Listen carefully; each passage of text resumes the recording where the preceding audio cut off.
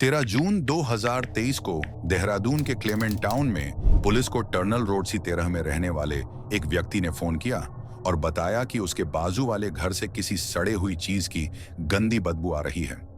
वह व्यक्ति बताता है कि घर को बाहर से ताला लगा हुआ है, इसीलिए पता नहीं चल पा रहा है कि किस चीज की बदबू है। सूचना मिलते ही देहरादून पुलिस तुरंत घटनास्थल पर पहुंची। वहां जाने पर पुलिस ने देखा कि उस घर के 2 दरवाजे थे। एक मुख्य दरवाजा बाहर की तरफ से लॉक था, जबकि दूसरा दरवाजा अंदर से लॉक था। सौभाग्य से एक दरवाजे में जाली लगी हुई थी, जिससे दुर्गंध बाहर निकल रही थी। अगर दरवाजे में जाली न होती तो शायद किसी को इस घटना की भनक भी न लगती। पुलिस ने जाली काटी और अंदर दाखिल हो गए। कुछ पड़ोसी भी उनके साथ अंदर आ गए, लेकिन जैसे ही वे बेडरूम में पहुंचे, वहां का नजारा दिल दहलाने वाला था। कमरे के फर्श पर 2 शव पड़े थे और उनकी हालत इतनी खराब थी कि उन्हें देख पुलिस और पड़ोसियों की रूह कांप गई। देखने से लग रहा था कि एक शव पुरुष का और दूसरा महिला का था और दोनों लाशें काफी सड़ चुकी थीं। उस कमरे का नजारा ऐसा था जिसे देखकर किसी के भी होश उड़ सकते थे। उन 2 लाशों को देखकर ऐसा लग रहा था कि वह शव कई दिनों से वहां पड़े थे। उनके नाक और गले से काफी खून बहा था, जो पूरे फर्श पर फैलकर सूख चुका था और काला पड़ गया था। शवों पर कीड़े रेंग रहे थे। तभी अचानक पुलिस और पड़ोसियों की नजर एक चौंकाने वाली चीज पर पड़ी, जिसने सभी को झटका दिया। उन 2 शवों के पास एक नवजात बच्चा पड़ा हुआ था। जब पुलिस ने बच्चे की जांच की तो पाया कि वह चमत्कारिक रूप से अभी भी जीवित था। उसे देखकर लग रहा था कि उसे पैदा हुए अधिक समय नहीं हुआ था, संभवतः 1 सप्ताह से भी कम। अनुमान था कि बच्चा उन्हीं मृतकों का था और इसका मतलब था कि जब से उन दोनों की मृत्यु हुई थी, तब से बच्चा उसी बदबूदार माहौल में भूखा प्यासा पड़ा रहा। उसकी हालत भी गंभीर हो चुकी थी। उसका शरीर पीला पड़ गया था और उस पर भी कीड़े रेंग रहे थे। पुलिस ने बच्चे को तुरंत अस्पताल पहुंचाया, जहां डॉक्टरों ने उसका इलाज शुरू किया। फॉरेंसिक टीम भी बुला ली गई, जिसने घटनास्थल से सबूत जमा करना शुरू किया। मकान मालिक से पूछताछ में पता चला कि ऊपर का कमरा एक कपल अनम और काशिफ को किराए पर दिया गया था। इस बीच एक महिला कुछ लोगों के साथ क्लेमेंट टाउन पुलिस स्टेशन पहुंची और अपने पति की गुमशुदगी की रिपोर्ट दर्ज कराई। उसने बताया कि उसका पति 10 जून से फोन नहीं उठा रहा था और 13 जून से उसके पति का मोबाइल स्विच ऑफ आ रहा है। घबराई हुई महिला ने बताया वह उत्तर प्रदेश के सहारनपुर जिले से है, लेकिन पति से संपर्क न होने पर वह देहरादून आई है, जहां उसका पति काम करता था। वहीं दूसरी ओर काशिफ और अनम के घर से पुलिस को कुछ नहीं मिलता है, क्योंकि घर की सब चीजें अपने जगह पर थीं और किसी तीसरे व्यक्ति के आने के कोई संकेत नहीं थे। परंतु घर का एक दरवाजे पर बाहर से ताला लगा था, जबकि दूसरा अंदर से बंद था। इससे यह सवाल उठा कि उन्होंने बाहर से ताला क्यों लगाया, जबकि सुरक्षा के लिहाज से ताला अंदर से लगना चाहिए था। शुरुआत में पुलिस को यह लग रहा था कि यह कपल ने आत्महत्या की है, लेकिन धीरे धीरे उनके मन में सवाल उठने लगे। कोई इंसान खुद को इतनी पीड़ा देकर आखिर क्यों जान लेगा? यही विचार पुलिस को उलझाए हुए था।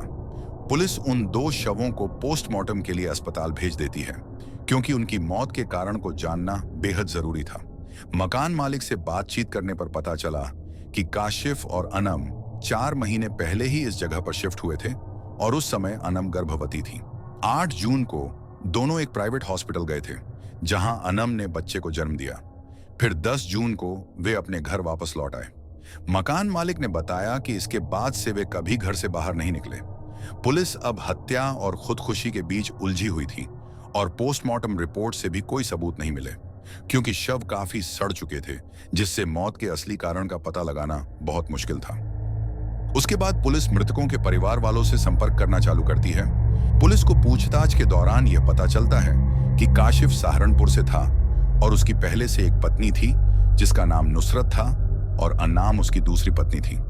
नुसरत और काशिफ को एक बेटा भी था। इस जानकारी से पुलिस यह अनुमान लगाती है कि शायद नुसरत ने ही अपने पति की हत्या की हो, क्योंकि वह काशिफ के दूसरी शादी से खुश नहीं होगी। तुरंत ही पुलिस सहारनपुर के लिए रवाना हो जाती है और वहां पहुंचकर नुसरत से पूछताछ चालू कर देती है। नुसरत पुलिस को बताती है कि उसे काशिफ के दूसरे शादी से कोई समस्या नहीं थी। नुसरत ने पुलिस को बताया कि उसकी और काशिफ की रोजाना फोन पर बात भी होती थी, लेकिन 10 जून के बाद से काशिफ ने फोन उठाना बंद कर दिया और 12 जून से उसका मोबाइल स्विच ऑफ हो दिखा रहा है। इस बात से नुसरत को चिंता हुई और उसने 13 जून को देहरादून जाकर पुलिस स्टेशन में शिकायत भी दर्ज कराई। फिर पुलिस नुसरत की बातों की सत्यता जानने के लिए देहरादून के पुलिस थाने में संपर्क करती है और उन्हें पता लगता है कि सच में नुसरत ने शिकायत दर्ज करवाई थी। पुलिस फिर नुसरत के कॉल रिकॉर्ड चेक करती है और उन्हें पता लगता है कि काशिफ की रोजाना नुसरत के साथ बातचीत होती थी और इससे पुलिस को लगता है कि नुसरत बेगुनाह है। अब पुलिस काशिफ के पड़ोसियों से पूछताछ करने लगी। वे जानने की कोशिश कर रहे थे कि आखिर काशिफ की जिंदगी में क्या चल रहा था। उसकी कोई दुश्मनी थी या उसे कोई बड़ी समस्या थी। पड़ोसियों और गांव वालों ने बताया कि काशिफ ने लगभग 1 लाख रुपए का कर्ज लिया था। पुलिस को शक हुआ कि शायद जिनसे उसने कर्ज लिया था उन्होंने ही यह खतरनाक कदम उठाया हो तो। लेकिन फिर पुलिस को लगा कि कर्ज देने वाले व्यक्ति के लिए ऐसा करना नुकसानदेह होता, क्योंकि काशिफ की मौत के बाद उन्हें पैसा वापस मिलने की उम्मीद भी खत्म हो जाती। पुलिस को कोई सुराग न मिलने पर वे देहरादून वापस लौट आए।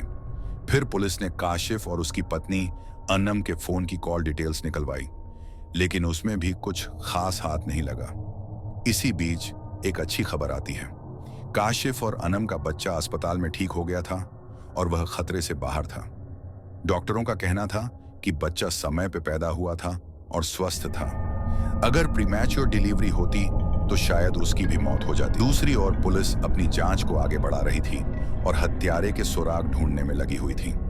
उन्होंने उस घर के आसपास के सभी सीसीटीवी कैमरों की फुटेज निकालनी शुरू की। हालांकि घर के पास कोई कैमरा नहीं था, लेकिन मेन रोड पर एक कैमरा लगा हुआ था। अब पुलिस 10 जून की रात से लेकर आगे की फुटेज चेक कर रही थी। दिन में उस इलाके में लोगों का आना जाना बहुत ज्यादा था, इसलिए उस वक्त कोई हत्या करके वहां से भाग नहीं सकता था। लेकिन रात में भी पुलिस को कुछ नजर नहीं आया। पुलिस 11 जून के फुटेज देखती है, लेकिन वहां भी कुछ खास नजर नहीं आता। पुलिस अब निराश होने लगी थी, लेकिन उन्होंने फैसला किया कि 10 से 13 जून तक की सभी फुटेज को ध्यान से देखना जरूरी है। तभी 13 जून की सुबह की फुटेज में एक कार दिखाई देती है, जिसने पुलिस का ध्यान खींचा। पुलिस ने जब कार को ध्यान से देखा तो उसका नंबर साफ दिखाई दिया। अब पुलिस ने इस नंबर के जरिए कार के मालिक का पता लगाया। पता चला कि कार के मालिक का नाम अश्वद है। जैसे ही पुलिस ने यह जानकारी काशिफ के घर वालों से साझा की, उन्होंने बताया कि अश्वद काशिफ का दोस्त है। इसके बाद पुलिस अश्वद से पूछताछ करने के लिए पहुंची। अश्वद ने बताया कि 13 जून को उसकी कार शहबाज नाम के एक लड़के के पास थी, लेकिन वह उस रात कहां गया था इसकी उसे कोई जानकारी नहीं थी। फिर जब पुलिस ने उससे शहबाज के बारे में पूछा तो पता चला कि शहबाज अनम का बड़ा भाई है। यह सुनकर पुलिस हैरान रह गई। आखिर अनम का भाई इस इलाके में इतनी रात को क्या कर रहा था? शक की सुई अब शहबाज की ओर घूम गई थी, लेकिन सवाल यह था कि वह अपनी बहन और जीजा को क्यों मारेगा। इसी बीच पुलिस को अनम के मोबाइल में एक चौंकाने वाला वीडियो मिला। उस वीडियो में अनम कह रही थी कि उसका भाई शहबाज उसे और उसके पति काशिफ को मारने की धमकियां दे रहा है। अनम वीडियो में रोते हुए बता रही थी कि उसकी और काशिफ की जान को खतरा है। यह वीडियो देखकर पुलिस को यकीन हो गया कि इस पूरे कांड में शहबाज का ही हाथ है। पुलिस ने तुरंत शहबाज के मोबाइल की कॉल डिटेल्स निकलवाई, जिससे पता चला कि 10 जून की रात को शहबाज ने अपना फोन स्विच ऑफ कर दिया था और 11 जून की सुबह ही फोन ऑन किया था, जिससे पुलिस का शक और गहरा गया। साथ ही 13 जून को शहबाज की लोकेशन क्लेमेंट टाउन में ही मिली और 10 जून की रात को भी वह अपनी बहन के किराए वाले घर के पास था। पुलिस के पास काशिफ के पिता ने शहबाज के खिलाफ रिपोर्ट दर्ज करा दी और पुलिस ने सहारनपुर जाकर शहबाज को गिरफ्तार कर लिया। देहरादून लाकर शहबाज से कड़ी पूछताछ की गई, लेकिन उसने सभी आरोपों को खारिज कर दिया। वह कहता रहा कि वह अपनी बहन और जीजा को क्यों मारेगा। अपनी बहन को विधवा करने की तो वह सोच भी नहीं सकता था, लेकिन पुलिस के पास उसके खिलाफ पुख्ता सबूत थे। सीसीटीवी फुटेज, शहबाज का फोन बंद होना, अश्वद का बयान कि शहबाज ने उससे कार मांगी थी। जब पुलिस ने ये सभी सबूत उसके सामने रखे और कड़ाई से पूछताछ की तो आखिरकार शहबाज टूट गया। उसने स्वीकार किया कि उसने ही अपनी बहन अनम और जीजा काशिफ की हत्या की थी। अब कहानी का असली चेहरा सामने आ चुका था, लेकिन सवाल यह था कि शहबाज ने ऐसा क्यों किया। क्या यह सिर्फ पारिवारिक विवाद था या इसके पीछे कोई और राज छिपा था? शहबाज और काशिफ दोनों एक ही गांव के रहने वाले थे और बचपन के दोस्त थे। समय बीतने के साथ काशिफ ने शहबाज की बहन अनम से शादी कर ली। उनकी दोस्ती अब एक नए रिश्ते में बदल गई थी। काशिफ ने शहबाज को देहरादून घूमने के लिए बुलाया और दोनों ने मिलकर कई यादगार पल बिताए। लेकिन शहबाज के दिल में काशिफ के लिए गुस्सा था। वह सोचता रहता था कि कैसे भी करके उसे काशिफ का खेल खत्म करना है, लेकिन वह भीड़ भाड़ वाले इलाके में अपने प्लान को कैंसिल कर देता था। घूमने के बाद दोनों दोस्तों ने क्लेमेंट टाउन में लौटकर अपने घर की ओर रुख किया। 10 जून तक शहबाज अपने जीजा काशिफ और अपनी बहन के साथ उनके किराए के घर में रहता था। 10 जून की रात जब सभी लोग डिनर करके अपने अपने कमरों में सोने चले गए, शहबाज अचानक जाग जाता है। रात की खामोशी में उसके मन में कई विचार घूम रहे थे। शहबाज बिस्तर से उठता है और किचन में जाता है।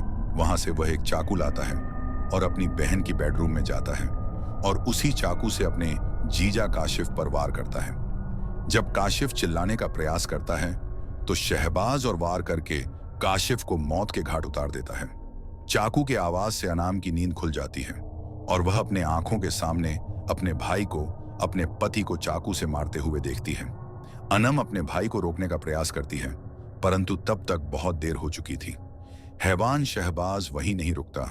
वह अपनी बहन अनम का भी गला दबोचता है और बेचारी अनम को तड़प के मार डालता है। उन दोनों को खत्म करने के बाद शहबाज ने खुद को अच्छे से साफ किया। उसने एक दरवाजे को अंदर से कुंडी लगाई और दूसरे दरवाजे को बाहर से ताला लगाकर चुपचाप वहां से निकल गया। कई दिनों बाद 13 जून की सुबह वह अपने दोस्त अश्वथ की कार लेकर फिर से अपनी बहन के घर पहुंचा। इस बार उसकी कार एक कैमरे में कैद हो गई थी। शहबाज ने दरवाजा खोला और अंदर चला गया, लेकिन जैसे ही वह अंदर पहुंचा, वहां का नजारा देखकर उसके होश उड़ गए। चारों ओर खून फैला हुआ था और सब कुछ सन्नाटे में डूबा हुआ था। इस भयानक नजारे ने शहबाज को हिलाकर रख दिया, क्योंकि उस पूरे बेडरूम में खून फैला था जो पूरी तरह से सूख गया था।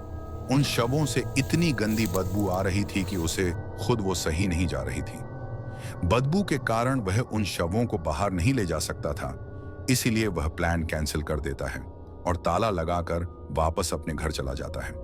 पूछताछ के दौरान शहबाज ने यह तो बता दिया था कि उसने ही काशिफ और अनम का कत्ल किया और यह भी बता दिया था कि उसने उन्हें किस तरह से मारा था। लेकिन अब सवाल यह था कि आखिर एक भाई ने अपनी बहन, जिसको मां बने एक दिन भी नहीं हुआ था, उसको इतनी बेरहमी से क्यों खत्म कर दिया था। पूछताछ के दौरान शहबाज ने बताया कि हत्या करने का कारण यह था कि काशिफ के भाई ने जानबूझकर शहबाज के पिता को मारा था और तब वह छोटा होने के कारण कुछ कर नहीं पाया था, इसलिए उसने उस घटना का बदला अब लिया। पुलिस फिर शहबाज को जेल में डाल देती है। कि हमारी कहानी, हम इस वीडियो से किसी को डराना नहीं चाहते, बस हम आप सभी को जानकारी देना चाहते हैं। धन्यवाद।